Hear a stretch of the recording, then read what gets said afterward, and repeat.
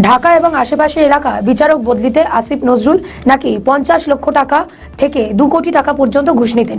জামিন বাণিজ্য করে আত্মসাৎ করেছেন কোটি কোটি টাকা। আয়কর ফাঁকি এবং অর্থ আত্মসাতের জন্য ডক্টর ইউনূস তার নিজের নামে তৈরি করেছেন আলাদা একটি ট্রাস্ট। সাবেক পরিবেশ উপদেষ্টা সৈয়দা রিজওয়ানা হাসানের বিরুদ্ধে রয়েছে অন্তত 8টি অভিযোগ। এদিকে পুলিশ হত্যা তদন্তে ফেসে যাচ্ছেন 3 উপদেষ্টা ও 43 জন সমন্বয়ক। রিমান্ডে সব ফাঁস করে দিবেন আসিফ মাহমুদ। নিষিদ্ধ ছাত্রলীগের অ্যাকশন শুরু। এতে 43 জন সমন্বয়ক, অন্তত 3 জন উপদেষ্টা ফেঁসে যেতে পারেন। অনেকে এখনো আছেন সরকারি বাংলো বা অ্যাপার্টমেন্টে, তবে প্রায় প্রত্যেকেই গণমাধ্যম এড়িয়ে চলছেন, আছেন লোকচক্ষুর অন্তরালে। গত দুদিনে অন্তত 10 জন সাবেক উপদেষ্টার বাসায় যায় সময় সংবাদ, কিন্তু বাসায় থাকার পরও কোনো উপদেষ্টা দেখা করতে রাজি হননি। মুঠোফোনেও যোগাযোগ করে তাদের বেশিরভাগকেই পাওয়া যাচ্ছে না। যদিও জনমনে প্রশ্ন আছে, কোথায় আছেন ইউনূস সরকারের উপদেষ্টারা? দর্শক, সারা বাংলাদেশে আসিফ নজরুলকে নিয়ে কিন্তু তুল পাল শুরু হয়ে গিয়েছে। কারণ 5 আগস্টের পরে, ছাত্র আন্দোলনের পরে কিন্তু এই আসিফ নজরুল উপদেষ্টা হয়েছিল এবং তারপরে কিন্তু খেলা শুরু হয়ে গিয়েছে এবং শত শত হাজার হাজার কোটি টাকা দেশের থেকে বিদেশে পাচার করেছে এবং ভারতে পাচার করেছে। 1 টাকা 2 টাকা নয়, 50,000 কোটি টাকা পাচার করেছে এবং এই টাকা পাচার করে সম্পত্তির পাহাড় করেছে বিদেশের মাটিতে। দর্শক, ইতিমধ্যে কিন্তু এই আসিফ নজরুলকে নিয়ে সারা বাংলাদেশে তুলপাল শুরু হয়ে গিয়েছে, আলোচনা সমালোচনা ঝড় উঠে গিয়েছে, যা আপনারা এই ভিডিওটা দেখলেই বুঝতে পারবেন। তো দর্শক, এতক্ষণ দেখছেন ভিডিও শুরুতে শিরোনামের মাধ্যমে কিছু অংশ, এখন দেখবেন পুরো ভিডিও জুড়ে। তার আগে সবার কাছে একটা অনুরোধ করবো, যারা আমার চ্যানেলে নতুন আসছেন অবশ্যই চ্যানেলটি সাবস্ক্রাইব করে দিবেন, পাশে থাকা বেল আইকনটি অল ক্লিয়ার করে বাজিয়ে দিবেন। তো দর্শক, চলেন একটা লাইক দিয়ে সম্পূর্ণ ভিডিওটা ধৈর্য সহকারে দেখতে থাকুন। ঢাকা এবং আশেপাশের এলাকা বিচারক বদলিতে আসিফ নজরুল নাকি 50 লক্ষ টাকা থেকে 2 কোটি টাকা পর্যন্ত ঘুষ নিতেন। জামিন বাণিজ্য করে আত্মসাৎ করেছেন কোটি কোটি টাকা। আয়কর ফাঁকি এবং অর্থ আত্মসাতের জন্য ডক্টর ইউনূস তার নিজের নামে তৈরি করেছেন আলাদা একটি ট্রাস্ট। সাবেক পরিবেশ উপদেষ্টা সৈয়দা রিজওয়ানা হাসানের বিরুদ্ধে রয়েছে অন্তত 8টি অভিযোগ।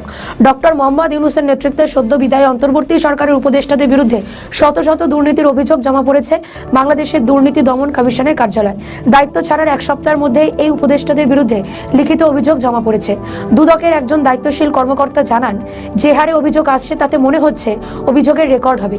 অধিকাংশ অভিযোগে অভিযোগকারী নাম প্রকাশ করেননি, তবে কয়েকটি অভিযোগে অভিযোগকারী নাম পরিচয় উল্লেখ করেই লিখিত চিঠি দিয়েছেন দুদককে। সাবেক প্রধান উপদেষ্টার বিরুদ্ধে একাধিক অভিযোগ জমা পড়েছে। গ্রামীণ ব্যাংকের কয়েকজন কর্মকর্তা জানিয়েছেন, ডক্টর ইউনূস কিভাবে নিজের নামে একটি ট্রাস্ট তৈরি করে গ্রামীণ কল্যাণ এবং গ্রামীণ টেলিকমের অর্থ আত্মসাৎ করেছেন। এই অভিযোগে বলা হয়েছে, আয়কর ফাঁকি এবং অর্থ আত্মসাতের জন্য ইউনূস তার নিজের নামে একটি ট্রাস্ট করেছেন। ট্রাস্টের একমাত্র কাজ ছিল ইউনূসের পরিবারের দেখাশোনা করা। এইভাবে ডক্টর ইউনূস বিপুল পরিমাণ আয়কর ফাঁকি দিয়েছেন বলে অভিযোগে উল্লেখ করা হয়েছে। এছাড়াও প্রধান উপদেষ্টা থাকাকালীন বিদেশে বিপুল পরিমাণ অর্থ বিদেশে পাচার করেছেন। দুর্নীতিতে জড়িত থাকার অভিযোগ রয়েছে সাবেক আইন উপদেষ্টা আসিফ নজরুলের বিরুদ্ধেও। তদারকি সরকারের সাবেক এই উপদেষ্টা জামিন বাণিজ্য করে কোটি কোটি টাকা আত্মসাৎ করেছেন। একটি শিল্প সংস্থার সিইওর বিরুদ্ধে অভিযোগ ওঠে, তিনি জালিয়াতির মাধ্যমে ভাই এবং বোনের সম্পত্তি বাজেয়াপ্ত করেন। ছোট বোন তার বিরুদ্ধে মামলা করেন। পিবিআই মামলা তদন্ত করে জালিয়াতি প্রমাণ পায়। আসামির বিরুদ্ধে জারি করা হয় গ্রেফতারি পরোয়ানা। অভিযোগ, আসিফ নজরুল 20 কোটি টাকার বিনিময়ে আসামিকে জামিন দেওয়ার নির্দেশ দেন। গান বাংলা টেলিভিশনের তাপসেরও মোটা টাকার বিনিময়ে জামিনের ব্যবস্থা করেন আসিফ। গত 18 মাসে টাকার বিনিময়ে বহু জামিন করিয়েছেন বলে তার বিরুদ্ধে অভিযোগ রয়েছে। উপদেষ্টা দায়িত্বভার গ্রহণের পর উত্তরা, পাড্ডা, গুলশান, সাভারের মতো লাভজনক এলাকায় সাব রেজিস্ট্রার পদে বদলি করেন। এসব বদলির বিনিময়ে তিনি মোটা টাকা কামিয়ে নিয়েছেন বলে অভিযোগ উঠেছে। বাদ নেই পূর্বতন তদারকি সরকারের পরিবেশ উপদেষ্টা সৈয়দ রিজওয়ানা হাসান, তার বিরুদ্ধে অন্তত 8টি অভিযোগ রয়েছে। পরিবেশ অধিদপ্তরে একাধিক প্রকল্প থেকে তিনি অর্থ আত্মসাৎ করেছেন। এছাড়া রিজওয়ানের বিরুদ্ধে অন্যের সম্পত্তি জোর করে দখল করার অভিযোগ রয়েছে। একটি অভিযোগ পাওয়া গিয়েছে তার স্বামীর বিরুদ্ধে। সাবেক জ্বালানি উপদেষ্টা মোহাম্মদ ফাউজুল কবির খানের বিরুদ্ধে সামিট গ্রুপের থেকে বিপুল পরিমাণ অর্থ হাতিয়ে নেওয়ার অভিযোগ রয়েছে। স্বার্থ উপদেষ্টা নূরজাহান বেগমের বিরুদ্ধে টেন্ডার জালিয়াতি, হাসপাতাল ক্রয় বিক্রয় অনিয়ম এবং দুর্নীতির অভিযোগ করা হয়েছে। তবে সবচেয়ে বেশি অভিযোগ এসেছে সাবেক ছাত্র উপদেষ্টা আসিফ মাহমুদের বিরুদ্ধে।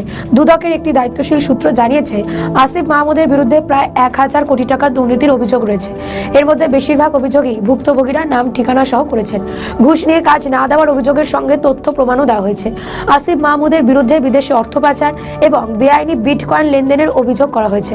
মাহফুজ আলমের বিরুদ্ধে টিভি চ্যানেলের লাইসেন্স দেওয়ার ক্ষেত্রে ঘুষ গ্রহণের অভিযোগ তুলেছেন একজন।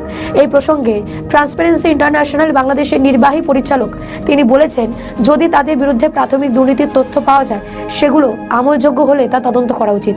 কেউই আইনের ঊর্ধ্বে নন। অভিযোগের সত্যতা পেলে দৃষ্টান্তমূলক জবাবদিহিতার আওতায় আনতে হবে। নিজ নিজ কর্মক্ষেত্রে ফিরতে শুরু করেছেন অন্তর্বর্তী সরকারের উপদেষ্টারা। ইতোমধ্যেই বেশিরভাগ উপদেষ্টা সরকারি বাসা ছেড়েছেন, তবে অনেকে এখনো আছেন সরকারি বাংলো বা অ্যাপার্টমেন্টে। তবে প্রায় প্রত্যেকেই গণমাধ্যম এড়িয়ে চলছেন, আছেন লোকচক্ষুর অন্তরালে। গত দুদিনে অন্তত 10 জন সাবেক উপদেষ্টার বাসায় যায় সময় সংবাদ, কিন্তু বাসায় থাকার পরও কোনো উপদেষ্টা দেখা করতে রাজি হননি। মুঠোফোনেও যোগাযোগ করে তাদের বেশিরভাগকেই পাওয়া যাচ্ছে না। যদিও জনমনে প্রশ্ন আছে, কোথায় আছেন ইউনূস সরকারের উপদেষ্টারা? আতিকুর রহমান তমালের বিশেষ রিপোর্ট। আমি আইন অনুযায়ী অন্তর্বর্তীকালীন সরকারের 24 আগস্টে অভাবনীয় এক অভ্যুত্থানের পর 8 আগস্ট গঠিত হয় অন্তর্বর্তীকালীন সরকার। ডক্টর মোহাম্মদ ইউনূসকে প্রধান করে 16 উপদেষ্টা নিয়ে যাত্রা শুরু করে অভ্যুত্থান পরবর্তী সরকার। পরবর্তীতে এই পরিষদে যুক্ত হন আরও কয়েকজন উপদেষ্টা, সঙ্গে যুক্ত হন কয়েকজন বিশেষ সহকারী। দায়িত্ব গ্রহণের 1.5 বছরের মাথায় নির্বাচনের মধ্য দিয়ে তারেক রহমানের নেতৃত্বে সরকারে আসে বিএনপি। কিন্তু নতুন সরকারের শপথের আগেই প্রধান উপদেষ্টার ডাক, টেলিযোগাযোগ ও তথ্যপ্রযুক্তি মন্ত্রণালয়ের বিশেষ সহকারী ফয়েজ আহমেদ তৈয়ব দেশ ছাড়েন। 17 ফেব্রুয়ারি নতুন সরকারের শপথের পর রাতেই সিঙ্গাপুরের উদ্দেশ্যে দেশ ছাড়েন প্রধান উপদেষ্টার আন্তর্জাতিক বিষয়ক বিশেষ দূত লুৎফু সিদ্দিকী। প্রধান উপদেষ্টার বিশেষ সহকারী আলী রিয়াজও ঢাকা ছাড়েন 22 ফেব্রুয়ারি রাতে। যেসব কারণে সরকার পরিবর্তনের পর সভাপতির প্রশ্ন দেখা দিয়েছে, সাবেক উপদেষ্টারা কে কোথায় আছেন? গত দুদিন সরেজমিন পরিদর্শনে গিয়ে দেখা যায় অন্তর্বর্তীকালীন সরকারের প্রধান উপদেষ্টা যমুনাতেই অবস্থান করছেন। তবে সরকারের দায়িত্ব শেষ করে তিনি যোগ দিয়েছেন ইউনূস সেন্টারে। চলতি মাসের শেষ দিন তিনি যমুনা ছেড়ে তার নিজ বাসভবন গুলশানে ফিরবেন বলেও জানা গেছে। নতুন সরকার গঠনের 1 মাসের মধ্যে উপদেষ্টাদের সরকারি বাসা ছাড়ার নিয়ম আছে। বিশেষ কারণে যদি দ্বিতীয় মাসেও থাকতে হয় তবে সরকারি ভাড়া পরিশোধ করতে হবে। উপদেষ্টারা কোথায় আছেন সেটি দেখতে মন্ত্রীপাড়া যায় সময় সংবাদ। ইউনূস সরকারের অন্যতম প্রভাবশালী এবং নানা সময়ের আলোচিত সমালোচিত উপদেষ্টা আসিফ নজরুল 35 হেয়ার রোডের এই বাসায় থাকতেন সাবেক আইন উপদেষ্টা। কালকে সকালে চলে গেছে। কালকে গেছে? কই গেছে জানেন নাকি? হ্যাঁ, ইউনিভার্সিটিতে গেছে। সেটি ছেড়ে ঢাকা বিশ্ববিদ্যালয়ের ফুলার রোডের আগারে বাসায় ওঠেন তিনি। তবে তার সঙ্গে যোগাযোগ করতে একাধিকবার ফুলার রোডের বাসায় গিয়েও সাক্ষাৎ মেলেনি। 20 নম্বরের বাসাতে না? কখন গেল বাইরে? ঘন্টাখানেক হয়ে গেছে। হয় আমি নতুন বাংলাদেশ চাই অথবা চাই না। সমাজ কল্যাণ মন্ত্রণালয়ের উপদেষ্টা শারমিন এস মুর্শিদকে ফোন করা হলে এক ব্যক্তি ফোন ধরে বলেন তিনি বাসায় নেই। হ্যাঁ ম্যাডাম, মানে বাইরে বলতে মানে দেশের বাইরে নাকি? না, দেশের বাইরে না, বাসার বাইরে আছেন। পরে হেয়ার রোডের তন্ময় দুইতে গিয়ে দেখা যায় তিনি সরকারি বাসাতে আছেন। ম্যাডাম আছে না? জি ম্যাডাম একটু আছে, কিন্তু উনি ব্যস্ত আছে, এই মুহূর্তে দেখা করতে পারতেছে না। উনি বলতেছে যে আমি এই মুহূর্তে একটু ঝামেলা দিতে আসছি, মিটিং করবো। যদিও পরপর দুদিন চেষ্টা করে তার সাক্ষাৎ মেলেনি। যিনি উঠছেন উপদেষ্টা গণপূর্ত অধিদপ্তরের নথি বলছে বেশিরভাগ উপদেষ্টাই সরকারি বাসা ছেড়ে দিয়েছেন, বাকিরাও আছেন ছাড়ার প্রক্রিয়ায়। তবে এখনও সরকারি বাসায় আছেন বিদ্যুৎ ও জ্বালানি উপদেষ্টা ফাউজুল কবির খান। তিনি আছেন মিন্টো রোডের 4 নম্বর বাসায়। স্যার ঘুমাচ্ছে? 35 মিন্টো রোডের বাসায় আছেন পররাষ্ট্র উপদেষ্টা। প্রাথমিক ও গণশিক্ষা উপদেষ্টা বিধান রঞ্জন আছেন মিন্টো রোডের 5 নম্বর বাসায়। শিক্ষা উপদেষ্টা সিআর আবরার আছেন 34 মিন্টো রোডে। প্রত্যেকের বাসায় গিয়ে এবং মোবাইলে একাধিকবার কল করা হলো, তারা সাড়া দেননি। সরকারি আবাসন পরিদপ্তরের সূত্রে জানা গেছে পরিবেশ উপদেষ্টা সৈয়দা রিজওয়ানা হাসান, স্বরাষ্ট্র উপদেষ্টা জাহাঙ্গীর আলম, ওয়াহিদুদ্দিন মাহমুদ, ফরিদ আখতার, এম সাখাওয়াত